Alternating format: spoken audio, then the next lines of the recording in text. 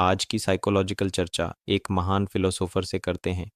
जिद्दू कृष्णमूर्ति एक गहन विचारक और वक्ता थे जिन्होंने मानव मन और मनोवैज्ञानिक पीड़ा के कारणों को समझने के लिए अपना जीवन समर्पित कर दिया। 60 वर्षों से अधिक समय तक उन्होंने दुनिया भर में भय, संघर्ष, संबंध, अनुकूलन और आंतरिक स्वतंत्रता के बारे में बात की।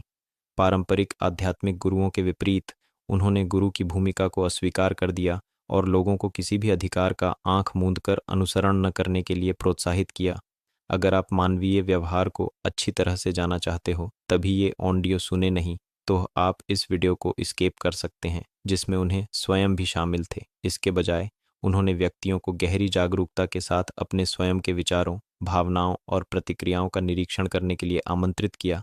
उनका मानना था कि वास्तविक परिवर्तन स्वयं को सीधे समझने से होता है। उनकी शिक्षाएं उन मनोवैज्ञानिकों, शिक्षकों और खोजकर्ताओं को प्रेरित करती रहती हैं जो मन का पता लगाना चाहते हैं और अधिक स्पष्टता और स्वतंत्रता के साथ जीना चाहते हैं। आधार: वैज्ञानिक अनुशासन बनाम प्रत्यक्ष जांच। चलो और गहराई में उतर के देखते हैं। मनोविज्ञान एक वैज्ञानिक अनुशासन है।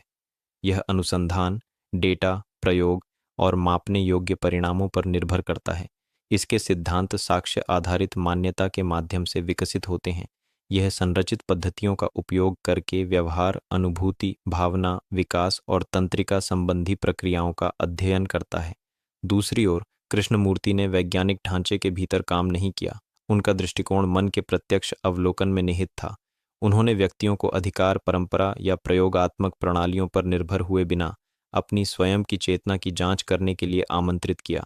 जहां मनोविज्ञान बाहरी मान्यता के माध्यम से वस्तुनिष्ठता चाहता है, वहीं कृष्णमूर्ति ने मौलिक व्यक्तिपरकता पर जोर दिया। वास्तविक समय में अपने स्वयं के मन का अवलोकन करना। लक्ष्य: समायोजन और उपचार बनाम मौलिक स्वतंत्रता। चलो और गहराई में उतर के देखते हैं। मनोविज्ञान का उद्देश्य काफ़ी हद तक संकट को कम करना, कामकाज में सुधार करना और कल्याण को बढ़ाना है।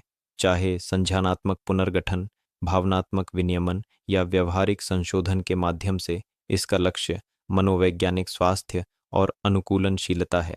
कृष्णमूर्ति की शिक्षा समायोजन से परे जाती है।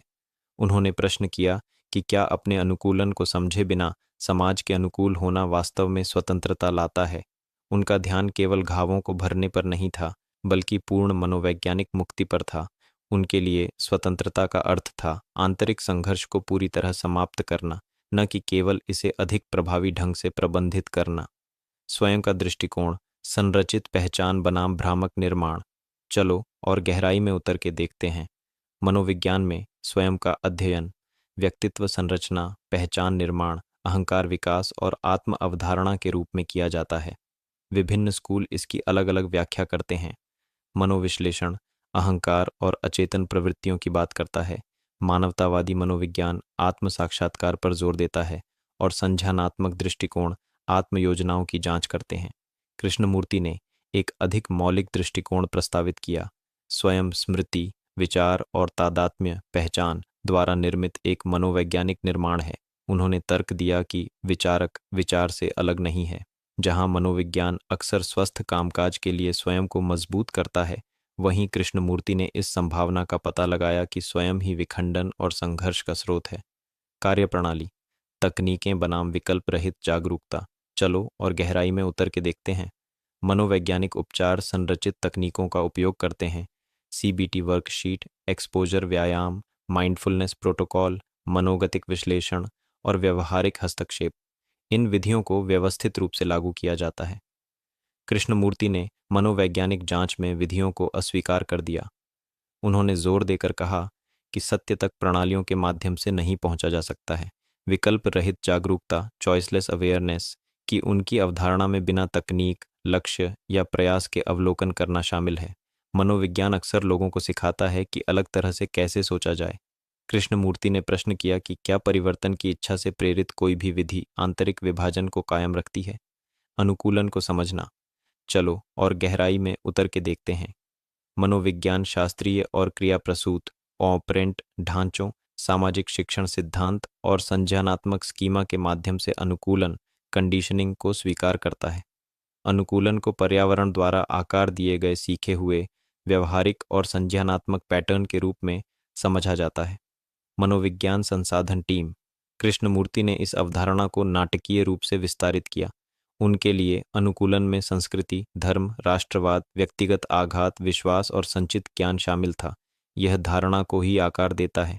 मनोविज्ञान अध्ययन करता है कि अनुकूलन व्यवहार को कैसे प्रभावित करता है। कृष्णमूर्ति ने प्रश्न किया कि क्या मन अनुकूलन से पूरी तरह मुक्त हो सकता है? भय और चिंता। चलो और गहराई में उतर के देखते हैं। मनोविज्ञान भय की जांच न्यूरोबायोलॉजी, आघात प्रतिक्रिया, संज्ञानात्मक विकृतियों और लगाव पैटर्न के माध्यम से करता है। उपचार में एक्सपोजर थेरेपी, संज्ञानात्मक पुनर्निर्धारण, दैहिक विनियमन और आवश्यकता पड़ने पर दवा शामिल है। कृष्णमूर्ति ने भय को मनोवैज्ञानिक समय के उत्पाद के रूप में खोजा। विचार अतीत की स्मृति को भविष्य में प्रक्षेपित कर रहा है।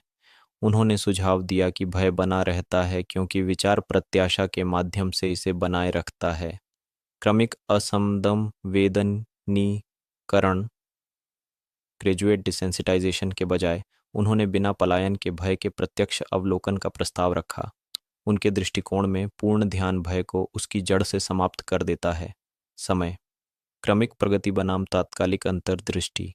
अधिकांश मनोवैज्ञानिक परिवर्तन क्रमिक होता है।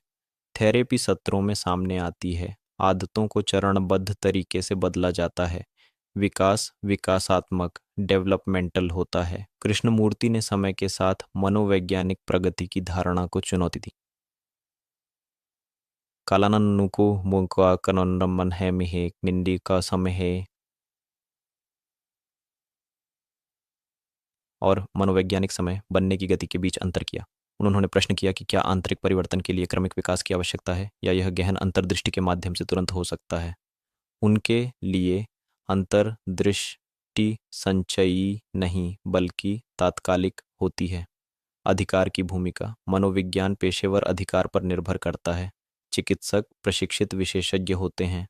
अनुसंधान विश्वसनीयता स्थापित करता है। नैतिक दिशा निर्देश अभ्यास को संरचना प्रदान करते हैं। मनोविज्ञान संसाधन टीम कृष्णमूर्ति ने आंतरिक मामलों में मनोवैज्ञानिक अधिकार का दृढ़ता से विरोध किया। उन्होंने गुरुओं, प्रणालियों या यहाँ तक कि अपनी स्वयं की शिक्षाओं पर निर्भरता को हतोत्साहित किया। उनका मानना था कि अधिकार पर निर्भरता प्रत्यक्ष धारणा को कमजोर करती है। जहाँ मनोविज्ञान विशेषज्ञ मार्गदर्शन को महत्व देता है, वहीं कृष्णमूर्ति ने आत्मनिर्भर जांच पर जोर दिया। संबंध और लगाव, मनोविज्ञान संबंधों का गहराई से अध्ययन करता है।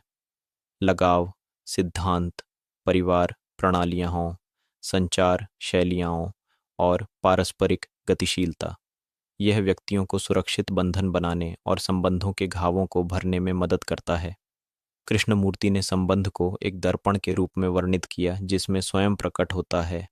अकेले पैटर्न का विश्लेषण करने के बजाय उन्होंने उस आत्म छवि का निरीक्षण करने पर ध्यान केंद्रित किया जो प्रतिक्रिया करती है। ईर्ष्या, निर्भरता, तुलना। मनोविज्ञान अक्सर स्वस्थ लगाव की दिशा में काम करता है। कृष्णमूर्ति ने प्रश्न किया कि क्या सच्चा प्यार वहाँ मौजूद हो सकता है जहाँ मनोवैज्ञानिक निर्भरता हो? ध्यान और माइंडफुलनेस। आधुनिक मनोविज्ञान माइंडफुलनेस आधारित उपचारों जैसे MBSR और SET को शामिल करता है। ध्यान का उपयोग तनाव को कम करने और पुनरावृत्ति को रोकने के लिए एक संरचित हस्तक्षेप के रूप में किया जाता है। कृष्णमूर्ति ने औपचारिक ध्यान प्रणालियों को अस्वीकार कर दिया। उनके लिए ध्यान दैनिक जीवन में निरंतर जागरूकता है। यह अभ्यास नहीं बल्कि ध्यान है। मौन स्वाभाविक रूप से उत्पन्न होता है जब विचार अपनी सीमाओं को समझ लेता है। मनोविज्ञान ध्यान को एक उपकरण के रूप में उपयोग करता है। कृष्णमूर्ति ने ध्यान को एक अवस्था के रूप में देखा। आघात का उपचार, मनोविज्ञान संरचित हस्तक्षेपों के माध्यम से आघात को संबोधित करता है। EMDR, दैहिक उपचार, संज्ञानात्मक प्रसंस्करण थेरेपी और कथात्मक पुनर्संरचना। उपचार में अक्सर दर्दनाक यादों पर फिर से जाना और उन्हें पुनः संसाधित करना शामिल होता है। कृष्णमूर्ति ने आघात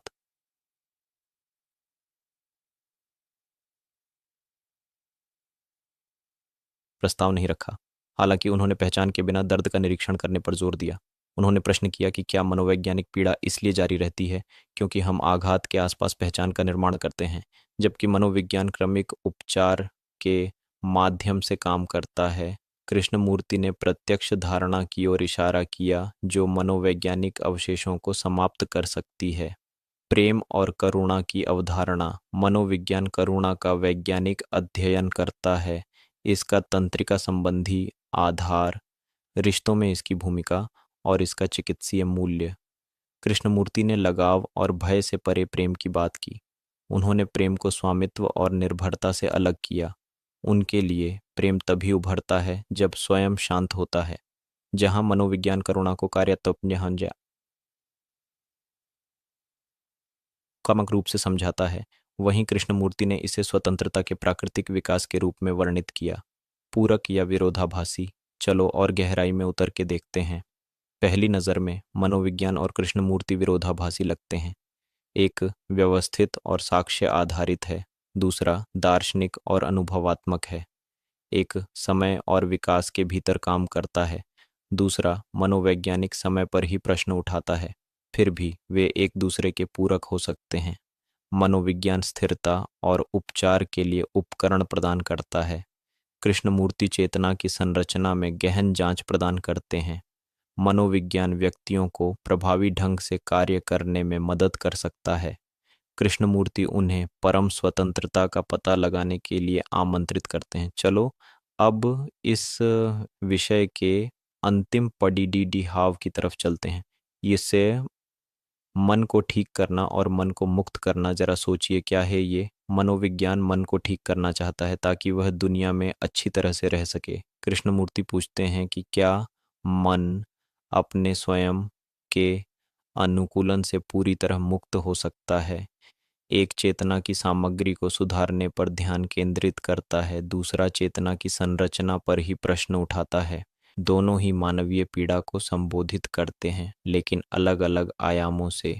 मनोविज्ञान मानसिक स्वास्थ्य के मार्ग प्रदान करता है। कृष्णमूर्ति एक आंतरिक क्रांति का आह्वान करते हैं। साथ में वे दो शक्तिशाली दृष्टिकोणों का प्रतिनिधित्व करते हैं, मन का विज्ञान और मन की स्वतंत्रता।